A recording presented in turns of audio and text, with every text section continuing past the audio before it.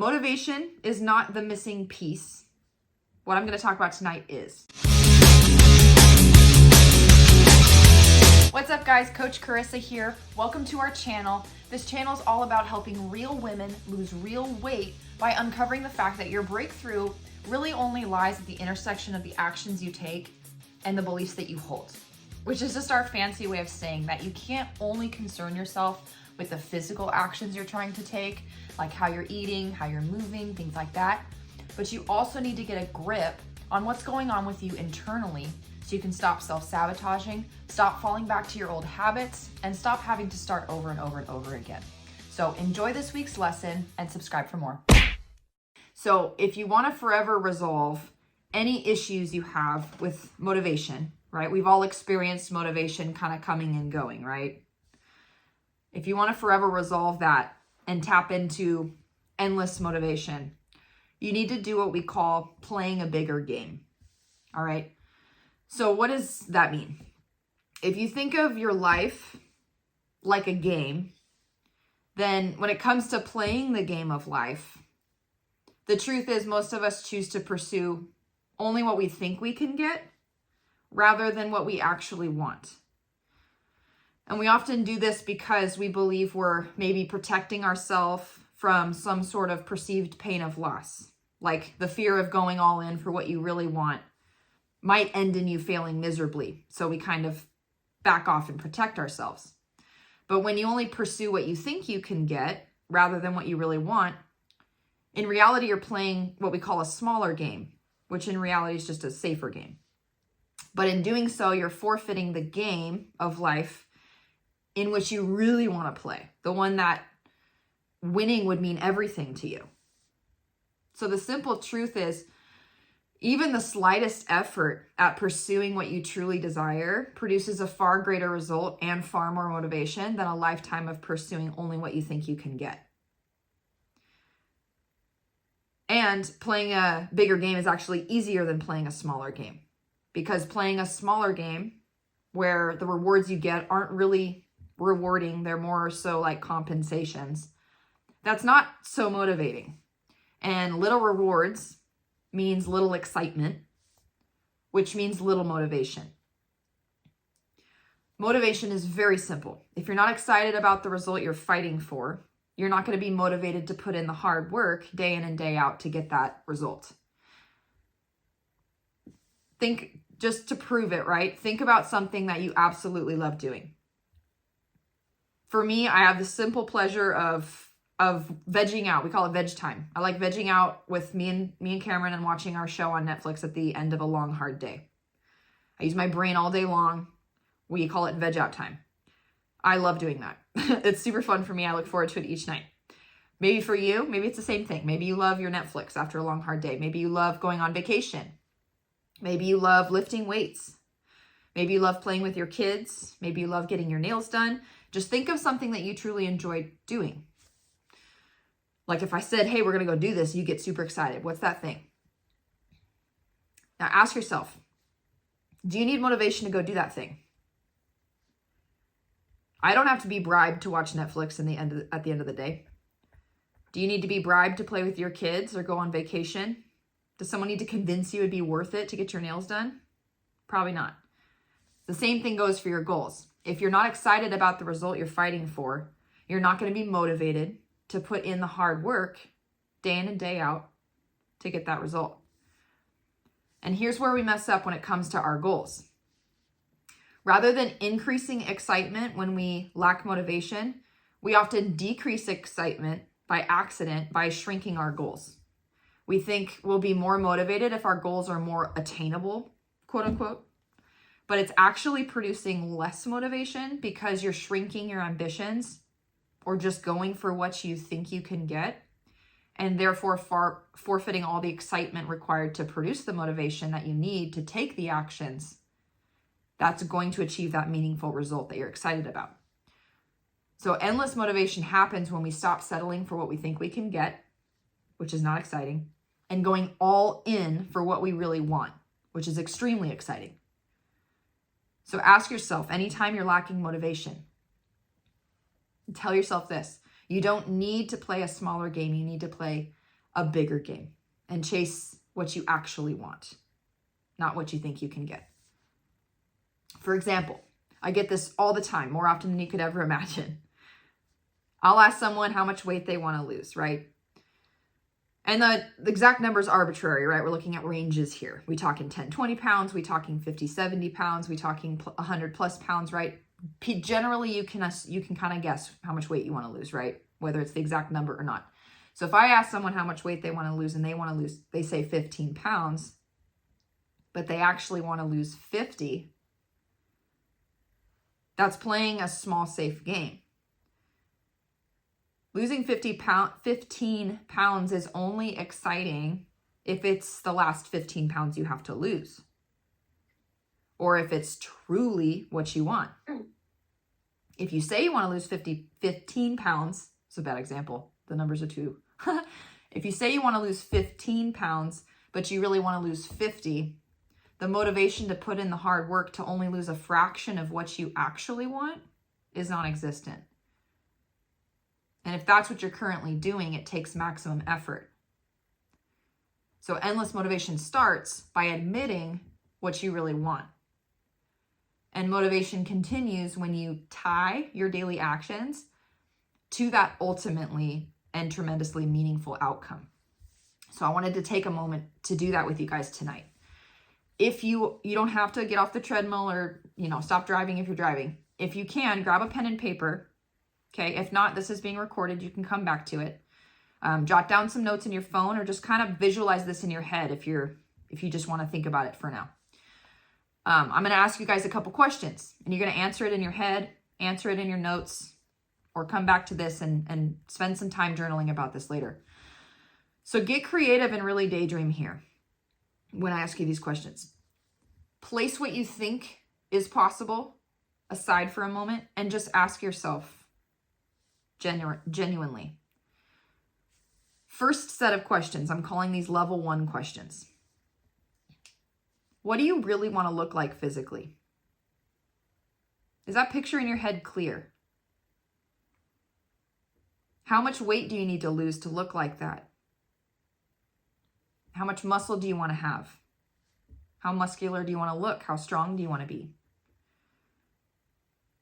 Do you have a specific thing you want to be able to lift, like a certain deadlift number that you're aiming for, or a certain level of functional strength, right? Certain things you like to be able to move around the house, or a certain way you like to free yourself up in daily life to be able to move and lift. What does that look like? How do you want to feel internally? Do you have pain and inflammation you want to get rid of? Are you tired all the time? Do you have anxiety all the time? How do you want to feel internally?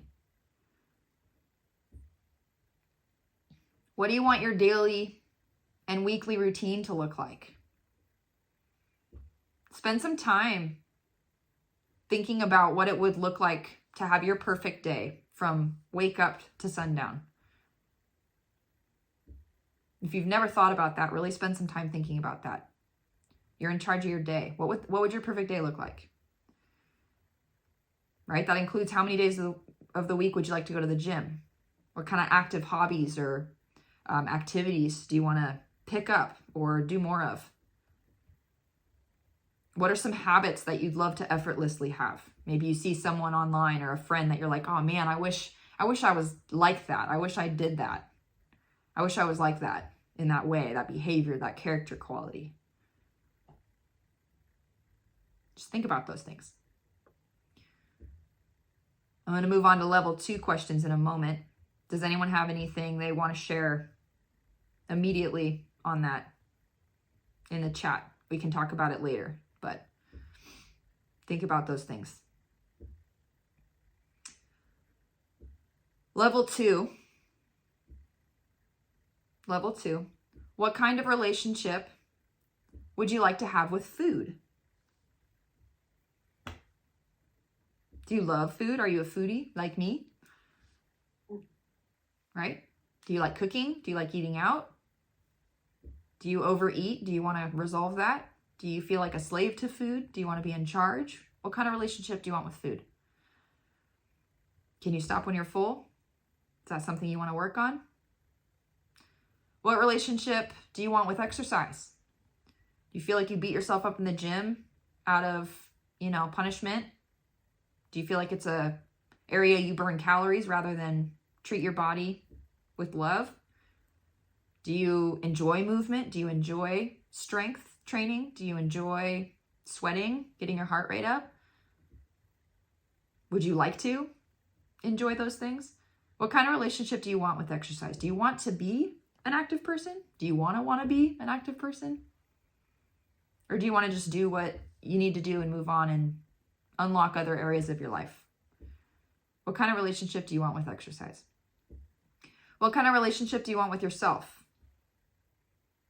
How do you want to speak to yourself? How do you want to think about yourself?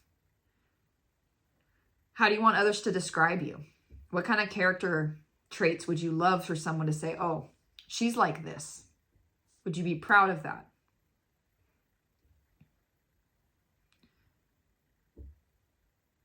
Level 3, what kind of impact do you want to have? What kind of legacy do you want to leave to your family, to your kids, to those you love? What story do you want to write? Once you've thought about each of those, and I would highly encourage you to take some time to come back to all those questions and really spend some time there in a safe space. Go back through everything you wrote down, everything you pondered on, starting with level 1, moving through level 3, and slowly but surely tie what needs to happen each day, each week, and each year in order for you to accomplish each of those goals. So starting at level 1, right? What needs to happen each day, each week, and each year to ensure that you accomplish the level 1 goals you set for yourself? If it's weight loss, right? You have the fat loss cycle. Those are your step-by-step actions. Tie each and every one of those to that ultimate vision you have for yourself for all of those reasons you wrote down. If it's muscle building, same thing. Tie your specific workouts and your specific way of eating to that. If you're working on longevity or performance, there's specific habits and actions you're going to be taking as well. Tie them to that ultimate vision you've written down, and be more detailed if you need more excitement. For level 2, same thing. What needs to happen each day, each week, and each year to ensure you accomplish those level 2 goals? If you want a better relationship with food or exercise, that internal work happens alongside the external. So make sure you're doing it. Don't put it off. While you're taking the actions of exercising, make sure you're working on the relationship you have with it. Same with food, same with your habits. Makes it tremendously meaningful when you know that one day you're going to have that relationship that you so desire. Same thing with yourself, right? If you're trying to improve your internal self-talk or your thought life, do so while you go about your day, taking the actions you need to take. If you find yourself speaking negatively to yourself, that work right there, that's 1 rep that you could potentially work into your new future with a good relationship with yourself, or you can just keep running down the path you don't want to be running down. You have that awareness when you get clarity. Remember, unconditional self-love is practiced, not earned. And you do not have to be perfect. It's 1 rep at a time. And then character development, right? Maybe you want others to describe you as someone who's patient or kind or loving or calm or peaceful.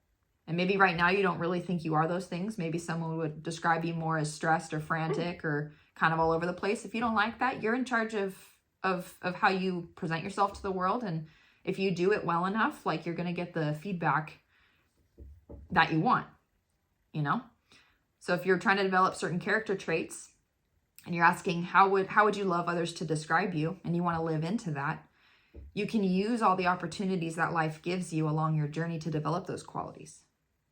When you have a chance to be patient, be patient. It's not going to happen on its own. Same thing with discipline and resolve. Same with being able to follow through with things. That happens every day. And then third and finally, what needs to happen each day, each week, and each year to ensure that you accomplish your bigger level 3 pursuits and ambitions, right? What kind of impact do you want to have? What kind of health? Ask yourself, what kind of health do you require, is required to accomplish that lifelong assignment of yours, right? If you know your mission or your purpose, what kind of health's required to do that to the best of your ability? You're the only you. And I believe with all my heart that you are needed. You're born for a reason. And you're called to fulfill your purpose so that the world is a better place. And you need a certain level of health, a certain mentality, a certain strength, a certain capability in order to do that fully. So if you can tie your daily actions to that, you will never struggle with motivation in a serious way ever again. Answering these questions deeply and honestly is going to tie those seemingly inconsequential daily actions, those weekly actions, your monthly actions, to these much larger pursuits, and it's going to give you motivation to spare. So do some backwards planning this week and truly challenge yourself to play a game so big that the potential reward is so great that you'll find yourself floating through even the most laborious of tasks. Because the bigger the game, the bigger the rewards, the greater the excitement, and the greater the motivation. So once and for all, if motivation is lacking, play a bigger game. Admit what you really want and go for it. And when in doubt, go bigger. If you do that, you'll always have motivation to spare. Thank you so much for watching. We truly hope you enjoyed that lesson. So every single week we make room for one guest spot on these support calls. So if you'd like the opportunity to attend, ask questions, receive coaching, just hit the link in the description box, or you can head over to gainslinger.com/coach me. Once again, that's Gainslinger, GAINSLINGER.com/coach me, all one word. Have a blessed day and we'll see you next week.